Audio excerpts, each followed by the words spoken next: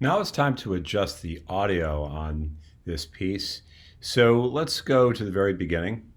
And if I play the first clip, I'll see that on the audio meter on the right side over here that it's hitting around 30. And that's pretty good. So in other words, remember, I'm going to be reading over this part. The only part that we won't be reading over will be Jane's soundbite. So that level is pretty decent for that first shot. But then look at the second one. Ooh, that's pretty loud. I don't want it to be that loud. That's going to interfere with my voice as I read to y'all. So what I can do is I'll highlight the clip, or more importantly, I just go into the waveform, the sound part of the clip, and there's a white line. You can see that in the middle, and I'm pulling it down a good bit, which will lower the decibels of the clip pretty well. Let's see how well I did. I want it to be closer to 30. And that's pretty good. Might even be a little too low. Go up a little bit. Yeah, that's better. All right. And then there's two different kinds of sound coming into this clip, but I can lower that there a little bit so it's adjusted. And I'm just doing this with all the clips and adjusting them so the levels are more appropriate. I'm going to skip Jane and just do the others. That one's kind of loud, so I'm going to bring it down some and get it to the right level. And the last clip, it's also kind of loud, and I'm going to bring that down a little bit so it's more appropriate.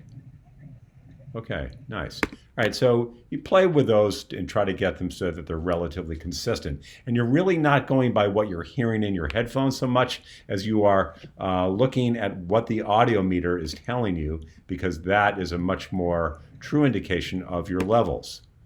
All right, so let's look at Jane and talk about her audio. Just to experience this. There are two microphones that were used with Jane. There is a shotgun microphone on the camera, which is represented in the lower part of this waveform, and there is the lavalier microphone, which we can see right here, which is getting the better audio. And since the system has a left and a right side, it's in stereo, we can make it so that we can only hear the good audio on both channels and get rid of the background sound on the shotgun, which has some wind noise, and there's also some guy talking in the background. How do we do that? Highlight the clip, and it's the audio that we care about. And now I want you to right click or control click. There you go. And you're looking for something called audio channels in this menu. Click on that. Very good. And that'll give us a modify clip window. And what it's saying is on this side, the media source, that's where the sound came from. And this is going to be how do you want it to be heard. So essentially I want the left or channel 1 channel to be heard on both sides. So in this case, if I click left, left, and then I hit OK, watch what happens to the waveform on Jane's bite. The waveform's going to change all of a sudden. I hit OK, and boom, it changes. In other words, the top part and the bottom part are now the same, and if you play it back, it actually sounds a little better. Out here sometimes that are inverters just to experience. And notice how the levels are the same in the audio meter, so we hear less of that wind noise, and we hear less of the background sound in general. Good. Before we say goodbye to Jane, let's just check her levels overall and listen to her. That are inverters just to experience. It looks pretty good, but we want her bite to, and this is really true for sound bites in general, to hit between the 12 and 6 mark. We don't want it to go too high, because if it does, it'll start to overmodulate and sound distorted. But we want to get to right in this range, and that's why I want to bring her up just a bit. Let's see if I got it now. This beauty, it's just a little diamond in the middle of a city. It goes a tad over it, but I'm pretty close to where I want to be with that. So adjust Jane's audio overall after you do the left and right side thing. Now it's time for graphics. We're going to make 2 of them. Put your playhead so that you see Jane in the program panel. And what I want you to do is to go to File, New, Legacy Title. Again, File, New, Legacy Title, and that's how we're going to make a graphic for Jane. You get a new title window, and you just need to give it a simple name where it asks for it, and I'm just going to call this Jane. And it's going to actually immediately start to make a graphic in your project panel as we do this. That little pink box right there is indication that we already have a graphic in the process of being made. And then we have this title maker window, which has flexible sides, a lot of which we really need to see. So I want you to use the adjustments so that you can kind of see the different parts of it and have access to them. If you pull up your script, you will see that you have a good script that spells her name and gives you a subtitle for her. Jane Brandhorst, Volunteer Naturalist.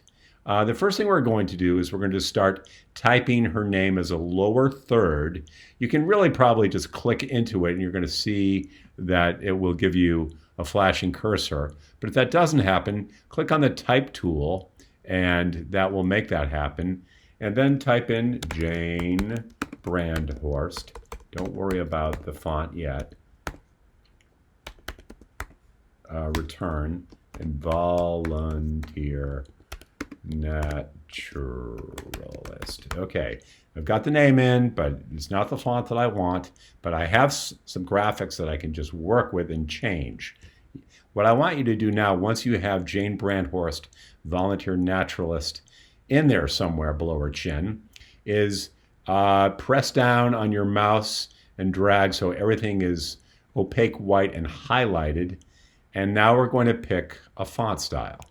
And there are a bunch of styles down here that you can pick from. Pick something that's readable and a decent choice. I'm going to go with this one.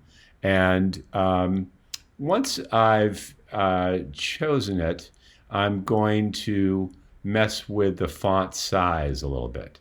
So just like we did before with effect controls, I'm going to the font size where there are numbers in blue. I'm going to hold down on my mouse or my play pad and increase the size a little bit.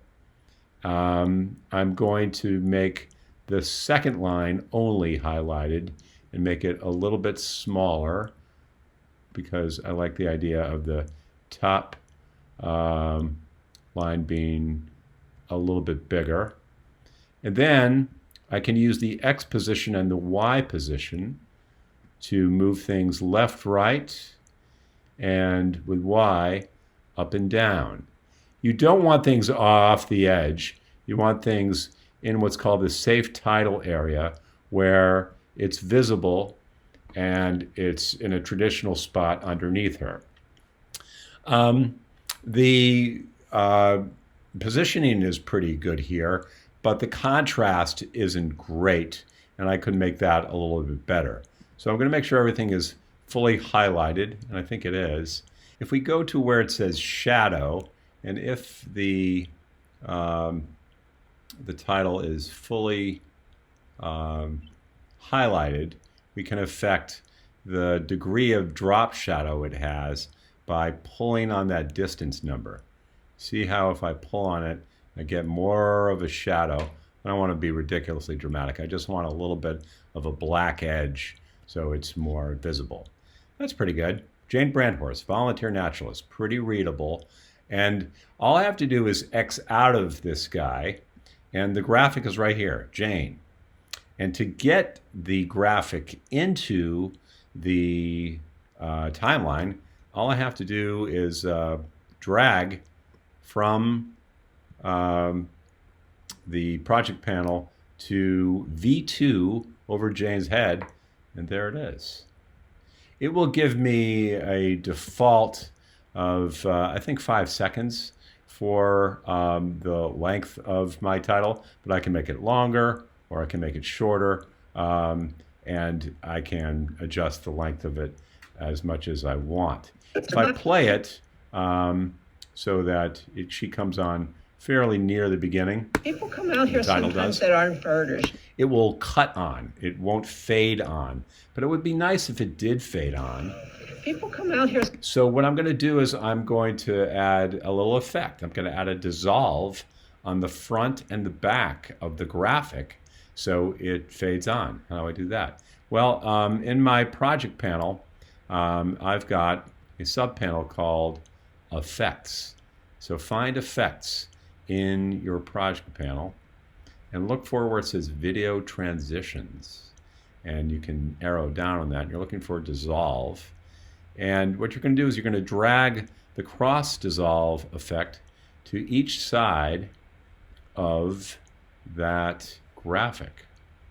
And it's going to give you a 1 second default dissolve. Let's look at it. People come out here sometimes that aren't birders just to experience this beauty. It's just a little... And that's okay, but that's kind of long, 1 second. So let's shorten that, make it like 1/3 of a second.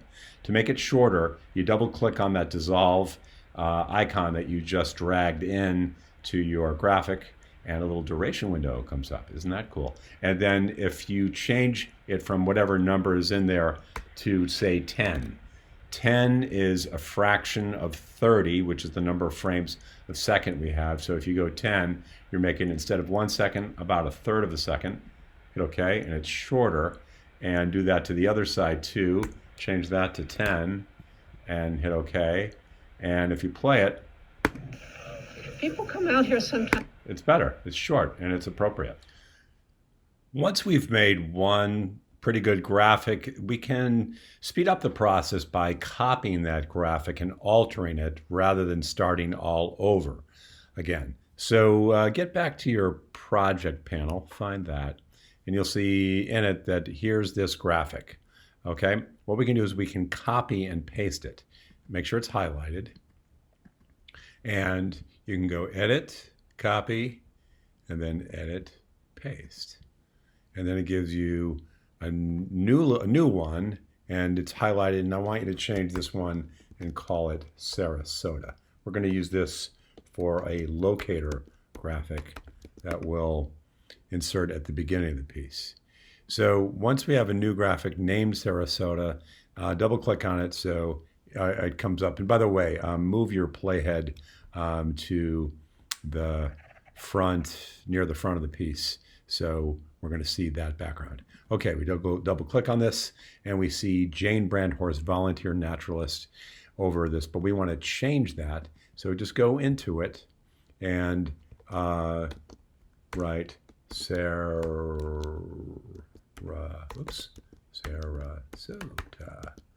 and then clean it up. Get rid of the excess stuff that you don't need, and highlight that clip so you can move it around a little bit. And you want it not up that high, but kind of a little bit on the left side and above the second internal rectangle as a good locator position. You don't need to put Florida, just Sarasota is good. And then X out of it, and then you can move that graphic to near the beginning. You can shorten a little bit if you need to. And add a couple of dissolves, just like we did before. Go into your effects zone and find the cross dissolve, just like you did before with Jane's graphic. Put a cross dissolve on each side. Change the length of it to about 1/3 of a second, similar to what we did before. And now you've got the beginning of the piece. It starts with Sarasota coming on for a couple of seconds and fading off. Nice. There you go. We're about to export the project, but before I do, I just want to say that it's good to save your project all along as you go. If you go into your practice edit shortcuts and see that Command S is a shortcut for saving, or Control S on a PC. So Command S, Control S, do that, or just simply File, Save. And the system does automatically save your project as you're working, but not necessarily at the intervals that you might want. So it's a good idea just to save it periodically. Okay, now we want to export your movie. In other words, nobody can really see this until you've exported the movie out of the project, so that you'll have an MP4, a video file, which you might then turn into a video link if you want. To export, you go File, Export, Media. Again, File, Export, Media, or Command or Control M. That's a shortcut. And that will give you a very big, impressive export window. There it is. It's got a bunch of stuff on it that you need to know. So down here where it says Sequence In and Out, probably a better choice than that in the dropdown is Entire Sequence. Sequence In and Out is kind of designed for if you just want to export part of what's in your timeline. Entire Sequence is for the whole thing. Okay. Then a couple of really important steps. One is where it says Format. Don't pick QuickTime. You need to find a file format called H.264, not H.264 Blu-ray, H.264, and select that, and that'll give you a high resolution export. Very good. Where it says output name, you need to change that. This is where you're saying what the name of your project is going to be as an export and where it's going to be saved. So click on the blue, which in this case is named after our first clip. And we don't want that because it might only export the first clip. So make sure that you get this window. If you get a small version of it, expand it so you can see where it's going. Change the name to save as Celery Fields, or give it a number, Celery Fields 1, and then find on in my case, a flash drive, find your drafts or master file. I feel like I'm done, so I'm picking my master file, and I'm saying that's where I'm going to save it. I've told the system where I want it to go. Click Save. And after you do that, you haven't exported anything. You've just told the system, okay, this is the format I want it to go in, this is where I want it to go, and then, and only then, can you hit export. And it's not going to take that long for this to export. And where this is going is into that master file. So we'll go there in just a second. Okay, when it's done, it goes off the screen. And I can either minimize this, or I can do a little another trick called Command H or Control H that hides my project. Oops. And now if I go into my flash drive and into my master folder, there's my movie. There it is. Isn't that nice? And I can play it. I can look at it and make sure everything is good. I can look at Jane. And I can double check my work and make sure that it's okay. The last thing for you to do is to bring your project back up. By the way, when you hide it, you just click on the icon, boom, comes right back up. And maybe save it one more time, and then you can close your project once your movie is done. And that is the story of making a VOSOT. If you have any questions, you know how to find me, but a good idea is to have this movie up while you're editing on a different computer. If you have two computers or a way to look at my instructions while you're editing on a separate machine, that's ideal. If not, you can just bring it up and down to compare to your program as you go. Thanks a lot for watching. Bye.